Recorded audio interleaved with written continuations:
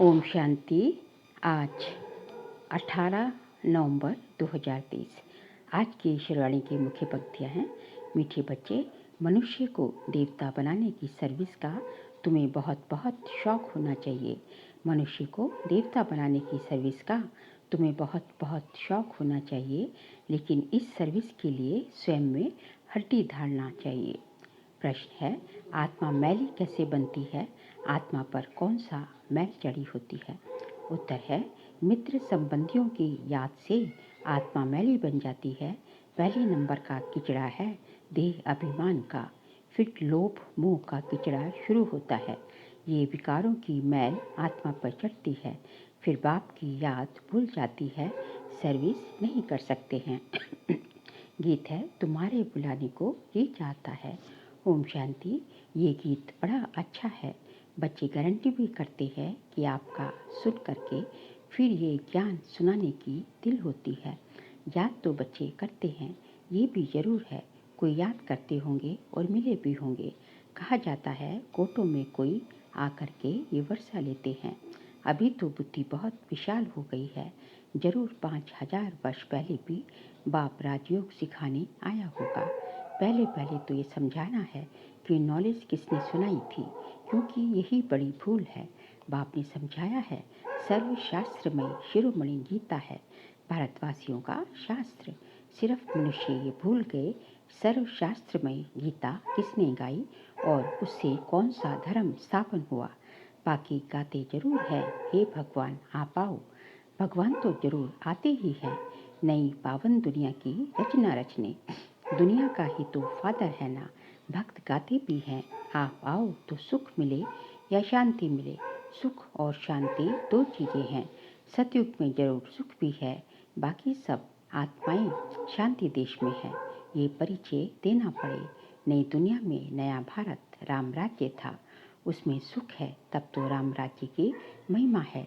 उसको राम राज्य कहते हैं तो इनको रावण राज्य कहना पड़े, क्योंकि यहाँ दुख है वहाँ सुख है। बाप आकर सुख देते हैं, बाकी सबको शांति धाम में शांति मिल जाती है। शांति और सुख का दाता तो बाप है, टपकना चाहिए। इसमें अवस्था बड़ी अच्छी चाहिए। ऐसे तो छोटे बच्चों को भी सिखलाया जाता है, परंतु अर्थ तो समझा ना सके। इसमें हड्डी धारना चाहिए। हड्डी धारना मतलब कि बहुत ही जो है धारणा में एकदम जो है बिल्कुल जो है धारणा असल एकदम हिलनी नहीं चाहिए, पक्की धारणा चाहिए। जो कोई फिर प्रश्न पूछे तो समझा भी सके। अवस्था अच्छी चाहिए, नहीं तो कहीं देह अभिमान में तो कभी क्रोध मुंह में गिरते हैं। लिखते भी हैं, बाबा आज हम क्रोध में गिरे, आज हम लोभ में गिरे। अवस्था मजबूत हो जाती है तो गिरने की बात ही नहीं रहती। बहुत शौक रहता है मनुष्य को देवता बनाने की सर्विस करे। गीत भी बड़ा अच्छा है, बाबा आप आएंगे तो हम बहुत सुखी हो जाएंगे। बाप को आना तो जरूर है, नहीं तो पतित सृष्टि को पावन कौन बनाए। श्री कृष्ण तो देहधारी है, उनका वह ब्रह्मा विष्णु शंकर का नाम नहीं ले सकते। गाते भी हैं पतित पावन आओ, तो उनसे पूछना चाहिए ये तुमने किसके लिए कहा। पतित पावन कौन है और वह कब आएगा? पतित पावन वह है, उनको बुलाते हो तो जरूर ये पतित दुनिया है। पावन दुनिया सतयुग को कहा जाता है। पतित दुनिया को पावन कौन बनाएंगे? गीता में भी है, बरोबर भगवान ने ही राजयोग सिखाया और इन विकारों पर ही जीत पाई। काम महाशत्रु है। पूछना पड़ता है कि किसने कहा कि मैं राजयोग सिखाता हूँ? काम महाशत्रु है। ये किसने कहा कि मैं सर्वव्यापी हूँ? किस शास्त्र में लिखा हुआ है? किसके लिए कहा जाता है पतित पावन? क्या पतित पावनी गंगा है या कोई और है? गांधी जी भी कहते थे पतित पावन आओ। गंगा तो हमेशा है ही, वह कोई नहीं है। गंगा को तो अविनाशी कहेंगे। बाकी सिर्फ तमोगुणी तत्व बन जाते हैं तो उनमें चंचलता आ जाती है, बाढ़ कर देते हैं, अपना रास्ता छोड़ देते हैं। सतयुग में तो बड़ा रेगुलर सब चलता है, कम ज़्यादा बारिश आदि नहीं पड़ सकती, वहाँ दुख की बात नहीं। तो बुद्धि में ये रहना चाहिए कि पतित पावन हमारा बाबा ही है। पतित पावन को जब याद करते हैं तो कहते हैं, हे भगवान हे बाबा। ये किसने कहा? आत्मा ने। तुम जानते हो पतित पावन शिव बाबा आया हुआ है, निराकार अक्षर जरूर डालना है, नहीं तो साकार को मान लेते हैं। आत्मा पतित बनी हुई है, ये नहीं कह नहीं सकते कि सब ईश्वर है। अहम ब्रह्मस्मि या शिवोहम कहना बात एक ही है, लेकिन रचना का मालिक तो एक ही रचता है। भले मनुष्य और कोई लंबा चौड़ा अर्थ करेंगे, हमारी बात तो है ही सेकंड की। सेकंड में बाप का वर्षा मिलता है। बाप का वर्षा है स्वर्ग की राजाई, उसको जीवन मुक्ति कहा जाता है। ये है जीवन बंद। समझाना चाहिए बरोबर। जब आप आएंगे तो जरूर हमको स्वर्ग का मुक्ति जीवन मुक्ति का वर्षा देंगे। तभी लिखते हैं मुक्ति जीवन मुक्ति दाता एक है। ये भी समझाना पड़े, सतयुग में है ही एक आदि सनातन देवी देवता धर्म, वहाँ दुख का नाम नहीं, वह है ही सुख धाम। सूर्यवंशी राज्य चलता है, फिर त्रेता में है चंद्रवंशी राज्य, फिर द्वापर में ही इस्लामी बौद्धि आएंगे। सारा पाठ ढूंढा हुआ है एक बिंदी जैसी आत्मा में, और परमात्मा में कितना पाठ ढूंढा हुआ है। शिव के चित्र में भी लिखना पड़ता है कि मैं ज्योतिर्लिंगम जितना बड़ा नहीं हूँ, मैं तो स्टार मिसल हूँ। आत्मा भी स्टार है, गाते भी हैं विकटी के बीच में चमकता है अजब सितारा, तो वह आत्मा ही ठहरी। मैं भी परमात्मा परम पिता परम आत्मा हूँ, परंतु मैं सुप्रीम पतित पावन हूँ। मेरे गुण अलग हैं तो गुण भी सब लिखने पड़े। एक तरफ शिव की महिमा, दूसरी तरफ श्री कृष्ण की महिमा, अपोजिट बातें हैं। अक्षर अच्छी रीति लिखना पड़े, जो मनुष्य अच्छी रीति से पढ़कर समझ सके। स्वर्ग और नर्क, सुख और दुख, चाहे श्री कृष्ण का दिन और रात कहो, चाहे ब्रह्मा का कहो, सुख और दुख कैसे चलता है तो तुम जानते हो। सूर्यवंशी हैं 16 कला, चंद्रवंशी हैं 14 कला, वह संपूर्ण सतो प्रधान वह सतो। सूर्यवंशी ही फिर चंद्रवंशी बन जाते हैं। सूर्यवंशी फिर त्रेता में आएंगे तो जरूर चंद्रवंशी कुल में जन्म लेंगे, भल राजाई पद लेते हैं। ये बातें बुद्धि में अच्छी रीति बैठानी चाहिए। जो जितना याद में रहेगा देही अभिमानी होगा तो धारणा होगी, वह सर्विस भी अच्छी करेंगे। स्पष्ट कर किसको सुनाएंगे, हम ऐसे बैठते हैं, ऐसे धारणा करते हैं, ऐसे समझाते हैं, ऐसे ऐसे विचार सागर मंथन करते हैं। औरों को समझाने के लिए सारा समय विचार सागर मंथन चलता रहना चाहिए। जिसमें ज्ञान नहीं उनकी बात तो अलग है, धारणा नहीं होती। धारणा होती है तो सर्विस करनी पड़े। अभी तो सर्विस बहुत बढ़ती जाती है, दिन प्रतिदिन महिमा बढ़ती जाएगी। फिर तुम्हारी प्रदर्शनी में भी कितने आएंगे, कितने चित्र बनाने पड़ेंगे, बहुत बड़ा मंडप बनाना पड़े। यूं तो इसमें समझाने के लिए एकांत चाहिए। हमारे मुख्य चित्र है ही झाड़ फूला और ये लक्ष्मी नारायण का चित्र। राधे कृष्ण के चित्र से इतना समझ नहीं सकते कि कौन है।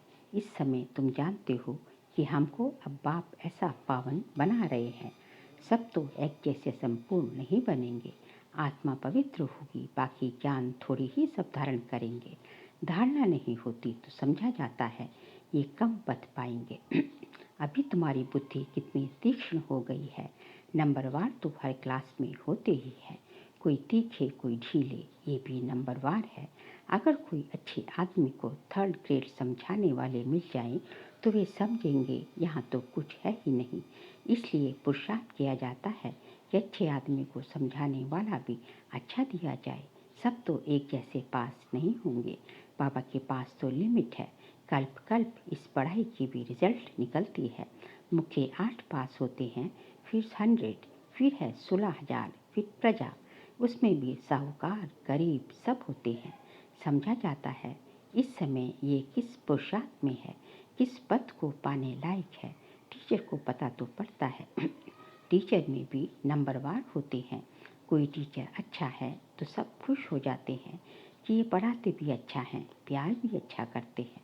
छोटे सेंटर को बड़ा तो कोई बड़ा टीचर ही बनाएगा ना। कितना बुद्धि से काम लेना पड़ता है। ज्ञान मार्ग में अति मीठा बनना है तो धारणा भी होगी।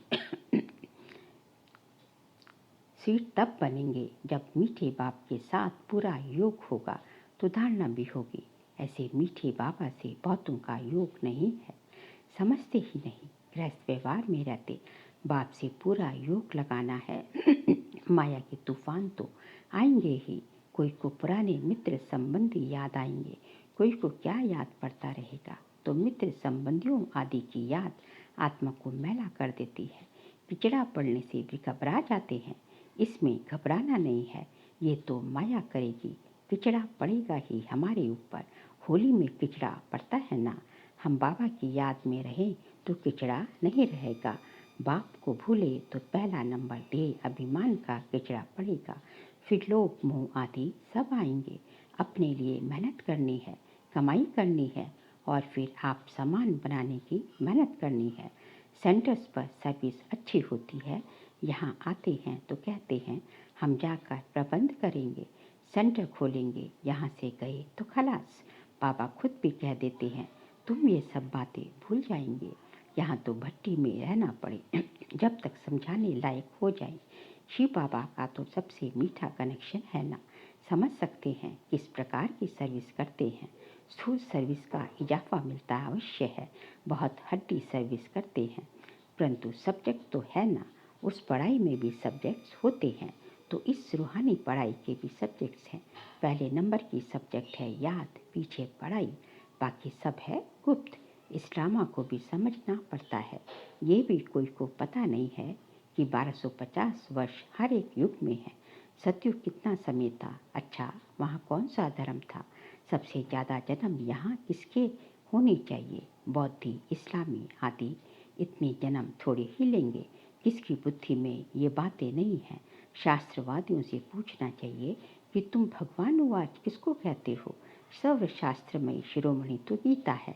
भारत में पहले पहले तो देवी देवता धर्म था, उसका शास्त्र कौन सा था, गीता किसने गाई। श्री कृष्ण भगवान वास तो हो न सके, स्थापना और विनाश कराना तो भगवान का ही काम है।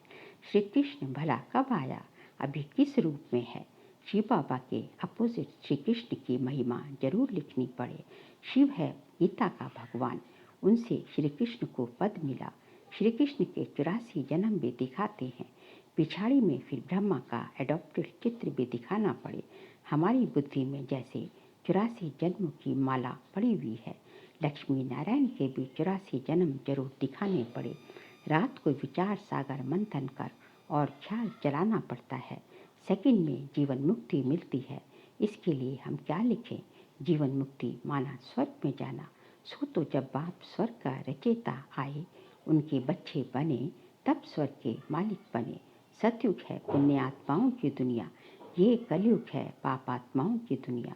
वह है निर्विकारी दुनिया, वहाँ माया रावण का राज्य ही नहीं है। भले वहाँ ये सारा ज्ञान नहीं रहता, लेकिन हम आत्मा हैं, ये शरीर बूढ़ा हुआ, इसको अब छोड़ना है, ये तो ख्यालात रहते हैं ना। यहाँ तो आत्मा का भी ज्ञान कोई में नहीं है। पाप से जीवन मुक्ति का वर्षा मिलता है, तो याद भी उनको करना चाहिए ना। पाप फरमान करते हैं मन मना भव, गीता में ये किसने कहा कि मन मना भव, मुझे याद करो और विष्णुपुरी को याद करो, ये कौन कह सकता है। श्री कृष्ण को तो पतित पावन कह ना सके, 84 जन्मों का राज भी कोई थोड़ी ही जानते हैं। तो तुम्हें सबको समझाना चाहिए। तुम इन बातों को समझकर अपना और सबका कल्याण करो, तो तुम्हारा मान बहुत होगा। निडर हो जहाँ तहाँ फिरते रहोगे। तुम हो बहुत गुप्त, भल ड्रेस बदल कर सर्विस करो, चित्र सदैव पास में हो। अच्छा मीठे मीठे सिकलते बच्चों प्रति माता पिता बाप दादा का याद प्यार और गुड मॉर्निंग। रूहानी बाप के रूहानी बच्चों को नमस्ते। हम रूहानी बच्चों की रूहानी बाप दादा को नमस्ते नमस्ते नमस्ते। सार के लिए पॉइंट से मीठे बाप से पूरा योग लगाकर अति मीठा और देही अभिमानी बनना है। विचार सागर मंथन कर पहले स्वयं धारणा करनी है, फिर दूसरों को समझाना है। अपनी अवस्था मजबूत बनानी है, निडर बनना है। मनुष्य को देवता बनाने की सर्विस का शौक रखना है। आज बाबा का वरदान है सदा खुशी की खुराक खाने और खिलाने वाले खुशहाल खुश नसीब भव। सदा खुशी की खुराक खाने और खिलाने वाले खुशहाल खुश नसीब भव। आप बच्चों के पास सच्चा अविनाशी धन है, इसलिए सबसे साहूकार आप हो। चाहे सूखी रोटी भी खाते हो, लेकिन खुशी की खुराक उस सूखी रोटी में भरी हुई है। उसके आगे कोई खुराक नहीं। सबसे अच्छी खुराक खाने वाले, सुख की रोटी खाने वाले आप हो, इसलिए सदा खुशहाल हो। तो ऐसे खुशहाल रहो और जो भी देखे देखकर खुशहाल हो जाए, तब कहेंगे खुशनसीब आत्माएं। स्लोगन है, नॉलेजफुल वह है जिसका एक भी संकल्प व फूल व्यर्थ ना जाए। नॉलेजफुल वह है जिसका एक भी संकल्प व फूल व्यर्थ ना जाए। बाबा कहते हैं कि इस आत्मा का एक भी संकल्प कोई व्यर्थ चलता ही नहीं है। इसका व्यर्थ जो है बिल्कुल समाप्त हो गया है। और जो है संकल्प और बोल दोनों जो है, बोल में भी और यहाँ तक कि संकल्प में भी व्यर्थ है ही नहीं। तो उस आत्मा को जो है नॉलेजफुल यानी तो आत्मा कहा जाएगा। अच्छा, ओम शांति।